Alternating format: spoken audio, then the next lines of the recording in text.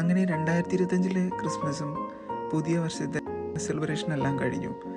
ഈ കഴിഞ്ഞ വർഷം ക്രിസ്മസിൻ്റെ ടൈമിൽ ഡബ്ലിനിലുള്ള ഞാൻ ഏറ്റവും കൂടുതൽ എൻജോയ് ചെയ്തൊരു കാര്യമാണ് ക്രിസ്മസ് മാർക്കറ്റ്.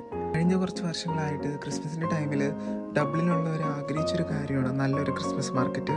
പ്രത്യേകിച്ച് തണുപ്പത്ത് നമ്മൾ മണ്ടി പിടിച്ചൊക്കെ വീട്ടിലിരിക്കുമ്പോൾ ജസ്റ്റ് പുറത്തേക്ക് ഇറങ്ങാൻ, ലൈറ്റ്സ് കാണാനും കുറച്ച് ടൈം സ്പെൻഡ് ചെയ്യാനായിട്ടുള്ള ഒരു ഈ ക്രിസ്മസ് മാർക്കറ്റ് ഭയങ്കര ഒരു റിഫ്രഷിംഗ് ആയിട്ടുള്ള ഒരു സ്ഥലമാണ്.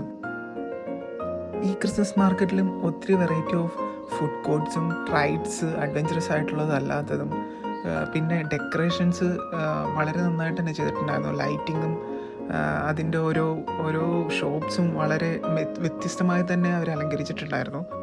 അതുകൊണ്ട് തന്നെ ആ ക്രിസ്മസ് ഫീലിങ്ങും ഹോളിഡേ ഫീലിങ്ങും നമുക്ക് നന്നായിട്ട് ഒരു എൻജോയ് ചെയ്യാൻ പറ്റുന്ന ഭാഗത്തിനാണ് ആ ഒരു സെറ്റിംഗ് മൊത്തം. കുറച്ച് ക്വാളിറ്റി ടൈം അവിടെ സ്പെൻഡ് ചെയ്തിട്ടാണ് ഞങ്ങൾ തിരിച്ച് വീട്ടിലേക്ക് പോയത്.